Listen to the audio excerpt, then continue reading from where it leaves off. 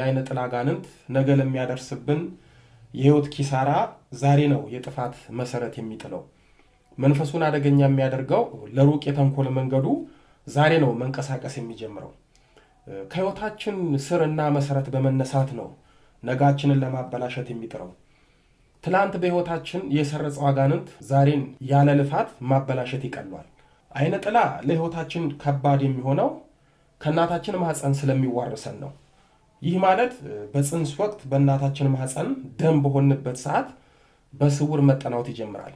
በመግቢያችን ላይ እንደገለጽኩት የአይነ ጥላ መንፈስ በእናታችን ወይም በአባታችን አሊያም በእናት አባታችን በሁለቱም ላይ ካለ አይነ ጥላው በእነሱ በኩል ከማህፀን ጀምሮ ይዋረሰናል። ይህም የአይነ ጥላ ውላጅ የምንለው ነው። ይህን ስል አንዳንዶች እንዴት በማህፀን በጽንስ ወቅት ሊይዘን ይችላል? አይነ ጥላው በማህፀን እንዴት ይዋረሰናል ሊሉ ይችላሉ። በትንቢተ ኤርምያስ ምዕራፍ 1 ቁጥር 5 ላይ እግዚአብሔር ነብዩ ኤርምያስን ከማህፀን ሳትወጣ ቀድሼሃለሁ ብሎታል። ልብ በሉ፣ እግዚአብሔር ቅዱስ መንፈሱን በኤርምያስ ላይ ያሳደረው በማህፀን ሳለ ነው። ኤርምያስ የተባረከው የተቀደሰው ከተወለደ በኋላ ሳይሆን በማህፀን ሳለ ነው። በሉቃስ ወንጌል ምዕራፍ 1 ቁጥር 15 ላይ መጥምቁ ዮሐንስ ገና ሳይወለድ ቅዱስ ገብርኤል ለካህኑ ለዘካርያስ ገናም በእናቱ ማፀን ሳለ መንፈስ ቅዱስ ይሞላበታል ብሎ አብስሮታል። የወለላይቱ እመቤት ልጆች፣ ርኩስ መንፈስ የቅዱስ መንፈስ ተቃራኒ ነው። ስለዚህ ቅዱስ የሆነ መንፈስ ቅዱስ በማህፀን ለቀድሶት እንደሚያድረው ሁሉ ርኩስ መንፈስም በማህፀን በተቃራኒው ያድራል። ከማህፀን የተመረጡት መንፈስ ቅዱስ ያደረባቸው ነቢዩ ኤርምያስና መጥምቁ ዮሐንስ ሰማያዊ የአገልግሎትና የቅድስና ሕይወት ጥሪ የደረሳቸው በማፀን ሳሉ በደምነታቸው ጊዜ ነው። ከማፀን ጀምረው መንፈስ ቅዱስን መሞላታቸው ሰርተው ያለፉት ስራቸው ምስክር ነው። ስለዚህ አይነ ጥላ ደግሞ ልክ እንደ ቅዱስ መንፈስ በማፀን ያድራል። በደምነታቸው ጊዜ ተዋህዶ ከልጆች ጋር ይወለዳል። በተባረከ ማፀን የተጸነሰው ቅዱስ ዮሐንስ ገና በጽንስ ሳለ መንፈስ ቅዱስ እንዳደረበት ሁሉ ባልተባረከ ማፀን በሚጸነሰው ጽንስ ላይ አይነ ጥላ መዋረስ ይጀምራል። መዝሙረኛው በእግዚአብሔር ዘንድ እንደ ልብ የተባለው ቅዱስ ዳዊት በመዝሙር 51 ቁጥር 5 ላይ እነሆ በአመፃ ተጸነስኩ እናቴም በኃጢአት ወለደችኝ ብሏል። እኛም በማፀን ተጸንሰን በኃጢአት ከተወለድን አይነ ጥላው በእናታችን ማፀን የማይጠናወተው ምንም ምክንያት የለም። አጋንንት አመፀኛ ነው። ይህ አመፅ በእናት በአባታችን ላይ ካለ ገና ሳንወለድ በማህፀን ይዋረሰናል። አይነ ጥላ እንኳን በማህፀን ያለ ጽንስ ላይ ማደር ቀርቶ እንደ ሾተ ላይ ገና ደም የሆነ ጽንስን በማጨናገብ ጽንስ እንዲቋረጥ ያደርጋል። አንዳንድ ሴቶች ላይ ደግሞ በተደጋጋሚ ጽንሳቸውን በማስወረድ ልጅ አልባ ያደርጋቸዋል። ሌሎቹን ደግሞ ባረገዙ ቁጥር ጽንሱን በደም እየመታ ማህፀናቸው ልጅ እንዳይዝ ያደርጋል። በዚህ ተንኮሉ በተደጋጋሚ ማህፀናቸውን ሲጠረጉ ለሌላ ችግር ይዳርጋቸውና እስከ መጨረሻ ያለ ልጅ ሊያስቀራቸው ይችላል። እኔ እንኳን በተደጋጋሚ ጽንስ እየተጨናገፈባቸው ማህፀናቸውን በተደጋጋሚ ሲጠረጉ እስከ ወዲያኛው ልጅ መውለድ ያልቻሉ ብዙ አውቃለሁ። አይነ ጥላና የዛር መንፈስ በተደጋጋሚ ጽንስ በማጨናገፍ እህቶቻችንን ልባቸውን ብቻ ሳይሆን ህይወታቸውን እንዲሰበር ያደርጋል። በአይነ ጥላና በሌሎች መናፍስት የጽንስ መጨናገፍ ወይም መቋረጥ ሲገጥመን ለዚህ መፍትሄው ጸሎት ማድረግ፣ ለሚወዱት ታቦት መሳል፣ ጸበል መጠመቅና መጠጣት፣ ቅባ ቅዱስ መቀባት የአይነ ጥላውን ስውር ደባና ተንኮል ያርቅልናል።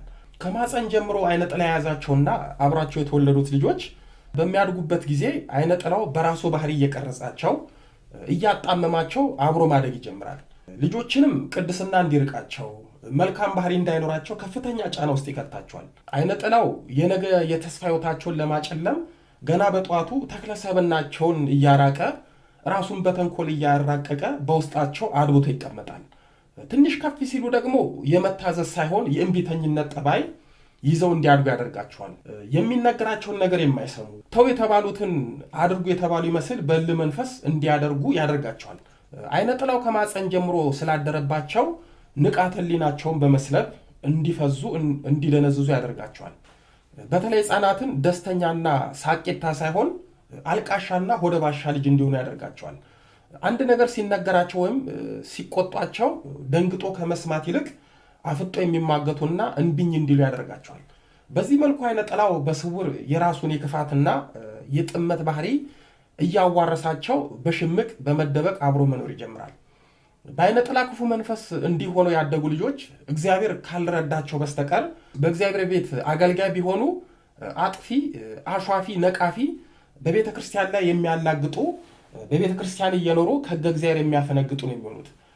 ዛሬ እምነታቸውን በገንዘብ የሚሸጡና የሚለውጡ ሰዎች የዚህና የሌሎች መናፍስት ቀድሞ ሰለባ ስለሆኑ ነው። የተወለዱበትና የመጡበት መንገድ በክፉ መናፍስት ስልት የተመራ ነው። በዚህም የዓላማው መጠቀም ያደርጋቸዋል። የወለላይቱ እመቤት ልጆች እኛ ስንባረክ ነው የተባረከ ልጅ የምንወልደው። እኛ በመንፈሳዊ በረከት በእግዚአብሔር ሳንባረክ ኖረን የተባረኩና የተቀደሱ በተለይም ከአጋንንት የተንኮል እይታ የተለዩ የራቁ ልጆች ለመውለድ እንቸገራለን። የእኛን የመባረክ ጸጋ ነው ለልጆቻችን የሚተርፈው። ይህ ባልሆነበት መስፈርት አጋንንት ከማፀን ጀምሮ አይቆራኛቸውም ብንልም የዘራነውን በተዘዋዋሪ ሳይሆን በቀጥታ እያየነው ብቻ ሳይሆን በልጆቻችን መከራውን ፈተናውን እያጨድነው ነው። የዛር መንፈስም የህይወት ውጊያው ከዓይነ ጥላ የሚያንስ ሳይሆን የሚብስ የማፀን ተዋራሽ አጋንንት ነው። እናት አባቶቻችን በተለያዩ ምክንያት ዛር አንጋሽ ቤት ሄደው ማምለክ መንበርከክ ሲጀምሩ አጋንንቱ እነሱን መዋረስ ይጀምራል። ሳይመጣባቸው የሄዱበት የዛር አጋንንት በፅንስ ወቅት መጠናወት ይጀምራል። እግዚአብሔርን ትተን የዛር አጋንንት አምልከን መኖር ስንጀምር ሙሉ ህይወታችን ለአጋንንቱ ተላልፎ ይሰጣል። በእናት አባታችን ብሎም በአያት በቅድመ አያታችን ሲገበርለት ዶሮ፣ በጉ፣ በሬው ሲታረድለት የነበረው የዛር መንፈስ ልጆችን እንደ ዓይነ ጥላ ከማፀን ጀምሮ ያድርባቸውና አብሯቸው ይወለዳል። ለከፋ ሕይወትም ይዳርጋቸዋል።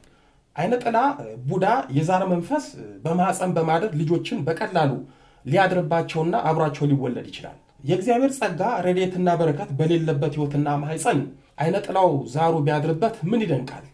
እንዴትስ አጋንንት በፅንስ ወቅት በማፀን ይጠናወታል ብሎ መከራከር ይቻላል። ይሁዳ በመልእክቱ በምዕራፍ 1 ቁጥር 18 ላይ በመጨረሻው ዘመን በኃጢአተኝነት እንደገዛ ምኞታቸው እየሄዱ ዘባቾች ይሆናሉ እንዳለው ዓይነ ጥላ ይህን ማድረግ አይችልም እያል ብንዘብት ዓይነ ጥላው ግን የልጆቻችንን ሕይወት እያበላሸ ከመንፈሳዊ ሕይወት ከእግዚአብሔር ቤትና ከእግዚአብሔር እያሸሸ የተንኮሉ መናኸሪያ የሐሳቡና የዓላማው ማደሪያ አድርጓቸው ይዘብትባቸዋል። ወለድናቸው አሳደግናቸው በምንላቸው ልጆች ላይ እያየን ያለ ነው። ይህንን ነው የሚገርመው። የዛር አጋንንት እንኳን በማፀን ያለን ፅንስ ቀርቶ በስም እንጂ በአካል የማናውቃቸው ቅድመ አያቶቻችን የሚያመልኩት የሚገብሩለት ከሆነ እስከ 7 ትውልድ ድረስ ዘራችንን በመዋረስ ቤተኛ ሆኖ ይኖራል። ምንም የማያውቁትን ልጆችና የልጅ ልጆች ሕይወት ያበላሻል። በተለይ አያቶቻችን ያስለመዱትን ግብር ሲተው ልጆችን በተለያየ ነገር ማሰቃየት ይጀምራል። ልክ እንደ ዓይነ ጥላ እድላቸውን በመዝጋት ገንዘባቸውን በማባከን የጀመሩትን ስራ ውሃ በማስበላት በትዳራቸው ሰላም በመንሳት በራስ ምታት፣ በወገብ ህመም፣ በልብ ህመም እንዲሁም ለሰዎች ለሐኪሞች ግራ በሆነ ህመም ያሰቃያቸዋል። በዛር ክፉ መንፈስ ዙሪያ ወደፊት እንደዚሁ ተከታታይ ትምህርት ይኖረናል። የወለላይቱ እመቤት ልጆች እግዚአብሔር ለሙሴ በኦሪት ዘዳግም ምዕራፍ 5 ቁጥር 9 እስከ 10 ላይ በሚጠሉኝ እስከ 3ኛና 4ኛ ትውልድ ድረስ የአባቶችን ኃጢአት በልጆች ላይ የማመጣ ለሚወዱኝ ትእዛዜንም ለሚጠብቁ እስከ 1000 ትውልድ ድረስ ምሕረትን የማደርግ እኔ እግዚአብሔር አምላክ ቀናተኛ አምላክ ነኝና አትስገድላቸው፣ አታምልካቸው በማለት ቤተሰቦቻችን ባመጡት ስህተት ለእኛ የመከራ ሕይወት እንደሚተርፍና ቤተሰቦቻችን እግዚአብሔርን በማምለክና ትእዛዙን በመፈጸም የ1000 ትውልድ በረከትና ምሕረት እንደሚያገኙና ለእኛም እንደሚተርፉ ነው የሚያስረዳል።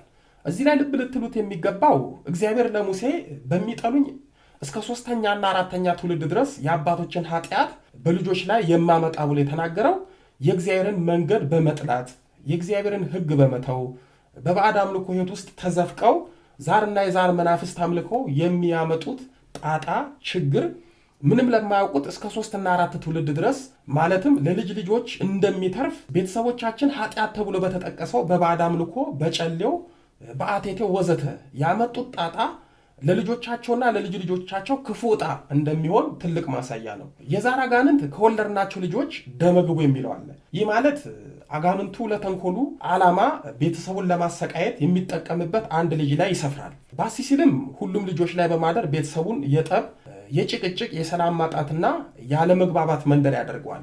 የዛር መንፈስ ደመግቡ ብሎ የሚያርፍበት ልጅ በመንፈሳዊ ሕይወቱ አጋንንቱን የሚዋጋ ጸሎቱም ለቤተሰቡ የሚተርፍ ስለሚሆን አጋንንቱ መጥፊያውን ገና በጠዋቱ ማጥፋት ይጀምራል። ደመግቡ ብሎ ያረፈበት ልጅ በበሽታ በክፉ ደዌ በመምታትና በልጁ ስቃይ ቤተሰብን ያሰቃያል። በቤተሰባቸው ምክንያት በዛር አጋንንት የሚሰቃዩት ልጆች አጋንንቱ ወዷቸው ሳይሆን ነገን ፈርቷቸው ነው ለመከራ የሚዳርጋቸው። በዚህ ምክንያት ልጆቹ የአጋንንት ውጊያ ውስጥ ይገባሉ። የወለላይቱ እመቤት ልጆች መልካም ስንዴን በሚያበቅል እርሻ ላይ አረም እየዘራን ነው። የተባረከ ልጅ በምንወልድበት ማህፀን የአጋንንት የተንኮል አረም የበቀለባቸው ልጆች የምንወልደው ከእግዚአብሔር በአምልኮት ከጾም ከጸሎት ከስግደት ርቀን ነው። ከእውነተኛው አምላክ ከእግዚአብሔር ተለይተን ነው የውሸትና የባዕድ አምልኮት ውስጥ የገባ ነው። መንገዱን የሳተ ተጓዥ ሌባና ሽፍታ ይዘርፈዋል፣ ያጠቃዋል፣ ብሎም ሊገለው ይችላል። በቁማችን እየሞትን ያለ ነው። ብዙ የህይወት ዕድላችንን እያጣን ያለ ነው። ወደኛ የሚመጡ መልካም ነገሮቻችን ተቆላልፈው ተሳስረው ያሉት በዓይነ ጥላና በቤተሰቦቻችን የዛር አጋንንት ነው።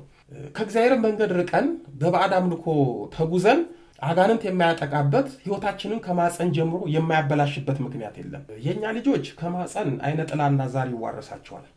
ታላቁ የገድል አርበኛ ጻድቁ አቡነ ተክለ ሐዋርያት እናታቸውን እሌኒ እሳቸውን አርግዛ በነበረችበት ጊዜ ወደ ቤተሰቦቿ ሀገር ስትሄድ በሀገሯ የሚኖሩት ሰዎች ጠንቋይ ያመልኩ ነበርና በጠንቋዩ በዓል ቀን እጅ መንሻ ይዘው ሲሄዱ እሌኒን ጠርተዋት ለምን ለጣዖታችን አትሰግጂም? ነይ ከእጅ መንሻ ጋር እንሂድ አሏት። እሌኒም ከእነርሱ ጋር ተነስታ ስትሄድ ጠንቋዩ ከሩቅ ስትመጣ ባያት ጊዜ ፈጽሞ አለቀሰ። የሀገሩ ሰዎችም በምን ምክንያት ታለቅሳለህ አሉት። እሱም ያቺ ሴት ወደ እኔ እንድትመጣ ዝም አትበሏት፣ በሆዷ ውስጥ ያለው የሚያቃጥል እሳት ነውና አላቸው። እሌኒም ወደ እርሱ በቀረበች ጊዜ የዛሩ መንፈስ እያለቀሰ ሸሸ። በማኅፀን ያለው ተክለ ሐዋርያት ላይ ያደረው መንፈስ ቅዱስ የዛሩ መንፈስ አቃጥሎታልና ተክለ ሐዋርያትም በእናቱ ማፀን ሳለ የዛር መንፈስን እንዳሳደደ በሰኞ ዕለት የሚነበበው ገድላቸው ይነግረናል። አቡነ ተክለ ሐዋርያት ገና ሳይወለዱ በእናታቸው ማፀን ሆነው ዛርና ባለዛርን አቃጥለው አሳደዋል። የእኛ ልጆች ደግሞ ዓይነ ጥላና ዛር ከማፀን እየተዋረሳቸው ይወለዳሉ። ዓይነ ጥላ ከማፀን ጀምሮ እኛን በመዋረሱ ምን ጥቅም ያገኛል ካልን ብዙ ዓይነ ጥላ ጥቅም ያገኛል። አንደኛ በሕፃንነታችን ስለሚዋረስ እኛን በራሱ መንገድ በመቀየስ እንድንጓዝ ያደርገናል። ሁለተኛ ገና በጧቱ በሕይወታችን ጣልቃ ስለገባ የተበላሸ ሕይወትን እያለማመደን እንድናድግ ያደርገናል። ሶስተኛ ከባህሪያችን ጋር በመዋሃድ የኛ በሚመስል ግን በሱ የተንኮል ባህሪ ውስጥ እንድናድግ ያደርገናል። አራተኛ ጥሩ ዜጋ እንዳንሆን የብልሹነት መንገድ ውስጥ ይከተናል። አምስተኛ የተፈጥሮ መክሊታችንን ስጦታችንን ቀብሮ ሰውሮ በራሱ ልክ ወቅሮ ያለ ሕይወታችን አፈንግጠን እንድንኖር ያደርገናል። ስድስተኛ የሕይወታችን አዛዥ በመሆን ለጥፋትና ለኃጢአት እያዘጋጀን ከፍ ስንል ኃጢአትን በተግባር እያሰራን ይኖራል። ሰባተኛ የኛ የሆነውን ነገር ለማኮላሸት ይመቸዋል፣ አብሮን በስውር ይኖራልና። ስምንተኛ የሕይወት ተስፋችንን የነገራያችንን ከልጅነት ጀምሮ ለማጨለም ይጠቀማል። ዘጠነኛ አእምሯችንን በመቆጣጠር ላልፈለግነው ተግባር እንድንውል ያደርገናል። አስረኛ የኛ ባልሆነ ባህሪያችን በቤተሰባችን እንድንጠላ፣ ትምህርታችንን በእንጭጩ በመቅጨት የቤተሰብ መዛበቻ በማድረግ ከቤተሰብ እንድናፈነግጥ በራሱ የክፋት መንገድ እንድንሮጥ ያደርገናል። 11ኛ ዓይነ ጥላው ገና በልጅነታችን በጠዋቱ የእግዚአብሔር ጸጋ ወደኛ እንዳይጠጋ እኛን በኃጢአት ያረክሰናል። 12ኛ ተስፋ አስቆርጦን ከያዝነው እምነት ያስወጣናል፣ ከእግዚአብሔር እንድንለይ ያደርገናል። የወለላይቱ እመቤት ልጆች እንግዲህ በቤተሰቦቻችን መንፈሳዊ ሕይወት አልባነት የገባው ዓይነ ጥላ ከፍ ስንል ራሳችንን ስናውቅ ተምረን ለመስራት ትዳር ይዘን ለመውለድ ሰርተን ለመክበር መኖር ስንጀምር ያኔ ነው ግልጽና ስውር ውጊያውን የሚጀምረው። የኛ ሆነውን የኛ ልናደርገው ያሰብነውን ነገሮች በሙሉ ማበላሸት ይጀምራል። ለዚህም ነው በጸበል ቦታ ልቀቅ ሲባል አሳድጌ እያለ የሚያላዝነው። የወለላይቱ እመቤት ልጆች በማፀን የሚጠናወተን ዓይነ ጥላና ዛር ቅድም ከዘረዘርኳቸው በላይ አደጋ ሊያደርሱብን ይችላሉ። ከማፀን ጀምሮ የአእምሮ እድገት ውሱንነት፣ የአእምሮ ዘገምተኝነት ይዘው የሚወለዱት ልጆች በቀጥታ የሚሆን በተዘዋዋሪ ችግራቸው ከመንፈሱ ጥቃት ጋር ይገናኛል። በሳይንሱ ግን ብዙ ስያሜ ሰጥተዋል። አንዲት ነፍሰ ጡር ሴት ዛር አንጋሽ ቤት፣ ጠንቋይ ቤት ለማስጠንቆል ሄዳ ልጇን በአመቺሳ ለዛር ሰጥታ ታማሚ ልጅ ብትወልድ አይደንቅም። ከማፀን ጀምሮ በልጆች ላይ ለሚያድረው ገርጋሪው ዓይነ ጥላና ለምቀኛው የዛር አጋንንት መፍትሄው ቶሎ ልጆችን ቅዱስ ቁርባን እንዲቀበሉ ማድረግ ነው። በሰውነታቸው ላይ ያደረው አይነ ጥላ ቅዱስ ቁርባን ሲቀበሉ በሰውነታቸው ላይ የሚያድረው ጸጋና የመለኮት እሳት መቋቋም ስለማይችል ጥሏቸው ይሄዳል። እንዲሁም በእረፍታቸው ጊዜ ጸበል እንዲጠመቁ ማድረግ ደግሞ አንደኛና ሁነኛ መፍትሄ ነው። ይህ ካልሆነ ግን አብሮን በማደግ ለሌላ ችግር ይዳርገናል። በዚሁ አጋጣሚ በአንድ ወቅት በቤተ ክርስቲያናችን የቴሌቪዥን ጣቢያ ወቅታዊ ጉዳይ በሚል ፕሮግራም ላይ ስሙን መጥቀስ የማልፈልገው መምህር ስጋው ደግሞ ለልጆች በረከት ነው፣ ከኃጢአት ንጹህ ስለሆኑ ባይቆርቡም ችግር የለውም ብሎ ሲናገር ስሰማ ስለ እውነት ነው የምላችሁ ግራ እስኪገባኝ ድረስ ነበር የደነገጥኩት። ይህን ውይይት የሰማ ቤተሰብ ቅዱስ ቁርባን መንፈሳዊ ኃይልን ጸጋ መለኮትን የሚያሰጥ ሳይሆን እንደ ዝክር በረከት ነው የሚለውን ሰምተው ልጆችን ከማቁረብ ይቆጠባሉ ብሎም ይተዋሉ። ዛሬ እንኳን ልጆቻችንን ሳናቆርብ ቀርቶ እያቆረብናቸው ፈተናቸው ብዙ ነው። ወላጆችም ከርጉማን መናፍስት ጋር የተቆራኙ ልጆች እንዳንወልድ በንስሐ ጸርተን ቅዱስ ቁርባን እየተቀበልን ብንወልድ የእኛ መንፈሳዊ ጸጋ ያደረባቸውና የተባረኩ ልጆች እንወልዳለን። ግን እኛ ውስጥ የሌለውን ነገር ለልጆቻችን መስጠት ስለማንችል ከእኛ ያጡትን ከአጋንንት ያገኙትን ይዘው መወለድና ማደግ ይጀምራሉ። ይህ የትውልድ አመጣጣችን የመወለድ ሂደታችን በአይነ ጥላና በቤተሰባችን የዛር መንገድ እንድናልፍ ሆነናል። የቤተሰባችንን የመናፍስቱን ዕዳ እኛ በስቃይ በመከራ በፈተና በስኬት አልባ ሕይወት እንከፍላለን። እነሱ የዘሩትን እኛ መከራውን እናጭዳለን። እነሱ የተከሉትን እኛ መከራውን እንነቅላለን። ለዚህም ነው ገና በጨቅላነታችን ዘመን ባልፈለግነውና ባላሰብነው የሕይወት መስመር ውስጥ እየዳከርን ዛሬን በስቃይ የምንኖረው። ለዚህም ነው በልጅነታችን የት ይደርሳሉ ተብለን ተተንብዮልን መንታ መንገድ ላይ ቆመን የቀረ ነው። ለዚህም ነው በልጅነታችን በትምህርት ክህሎታችን ተመስክሮልን ድንገት የመፍዘዝ የመደንዘዝና የሰነፍነት ባህሪ ተጣብቶን የምናውቀው ያጠናነው ትምህርት መልሶ አልገባ እያለን የምንቸገረው። ለዚህም ነው ጠባይና መልክ ቁመና ሳያንሰን ትዳር አልባ ይሆን ነው። ለዚህም ነው ተምረን እንዳልተማረ ሰው ማስተዋላችን ጠፍቶና ግራ ገብቶን የምንኖረው። ለዚህም ነው ያየን የማይወደን ያለ ስራችን ስም ሰጥቶን የኛ የምንላቸውን ሰዎች ጠልቶን የምንኖረው። ለዚህም ነው ለጓደኞቻችን፣ ለወዳጃችን፣ ለቤተሰባችን እንኳን ሳቃችን ቁም ነገር ንግግራችን ለሰው ሁሉ አልጥም እያላቸው ራሳችንን በመጥላት የምንኖረው። ለዚህም ነው የቱንም ያህል መልካም ሰው ብንሆንም ሰዎች መልካምነታችን ሳይሆን የሌለንን መጥፎ ገጽታችንን ለማየት የሚጥሩት። ለዚህም ነው ያለ ስም ሰጥተውን በመጥፎ ስም የሚያነሱን። ለዚህም ነው ፍርሃትን በራስ መተማመንን አጥተን አድገን ሰው ፊት እንደ ሰው መናገር፣ በተለይም በመስሪያ ቤት በስብሰባ ላይ የምናውቀውን ማስረዳትና መናገር እያቃተን የደፋር ፈሪዎች የሆን ነው። ለዚህም ነው ሁለት ያልተግባቡ ሰዎች የምንሆነው። በቤተሰባችን ያለን ሰብና በመስሪያ ቤት፣ በትምህርት ቤት፣ በትዳራችን፣ በማህበር ህይወታችን ሌላ ሰው ሆነን የምንኖረው። ለዚህም ነው ደግ ሆነን እንደ ንፉግና እንደ ክፉ የምንታየው። የሰራነው ውሃ የሚበላው የጨበጥነው አመድ የሚሆነው ያቀርነው በሐሳብ ተንጠልጥሎ የሚቀረው።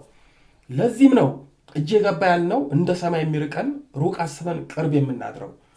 የወለላይቱ እመቤት ልጆች ዛሬ ብዙ ነገራችን የተበላሸው ብዙ ነገር ያጣነው የ40ና የ80 ቀን እድላችን የተዘጋው እግዚአብሔር ዘግቶብን ሳይሆን አይነ ጥላው እያጨናገፈብን ራእያችንን እየጋረደብን እድላችንን እየዘጋብን ነው።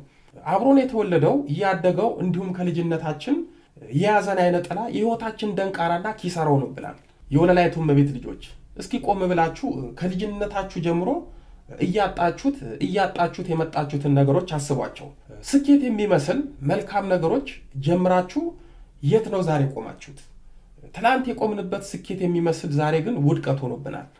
በምትፈልጉት ሳይሆን በማትፈልጉትና ባላሰባችሁት መንገድ ተጉዛችሁ ዛሬ የት ጋር ነው ያላችሁት? ህይወታችንን ገለጥለጥ አድርገን ስናጤነው ትላንት ያጣነውን መለስ ብለን ካየነው የአይነ ጥላ ክፉ መንፈስ ምን ያህል ህይወታችንን እንደተጫነን በህይወታችን ምን ያህል ጣልቃ በመግባት ያላሰብነው የመከራ ጉድጓድ ውስጥ እንደከተተን እኛው ምስክሮች ነን። የወለላይቱ እመቤት ልጆች ለዛሬ ክፍል 1 እዚህ ላይ ይበቃናል። በቀጣይ በክፍል 2 ደግሞ ሴቶችን በተለይ መልከኞችን ትዳር አልባ የሚያደርግ አይነ ጥላ ወይም ደግሞ ወንድ አርቅ ስለሚባሉ አይነ ጥላ በስፋት እንመለከታለን። ያስተማረን የመከረን የአባቶቻችን አምላክ ልዑለ ባህሪ ቅዱስ መድኃኔ ዓለም ኢየሱስ ክርስቶስ ክብር ምስጋና ይድረሰው። ድንግል ስንላት ጌታን ወልዳ የተገኘች ጌታን የወለደች ስንላት ድንግል የሆነች ስሟን ለመጥራት ከሰማይ ከምድር የከበደች መንበረ ፀሐይ መንበረ ሥላሴ ንግሥተ ሰማዩ ምድር የጌታችን የመድኃኒታችን የኢየሱስ ክርስቶስ እናት ወለላይቱ እመቤት ድንግል ማርያም ምስጋና ይድረሳት። አሜን።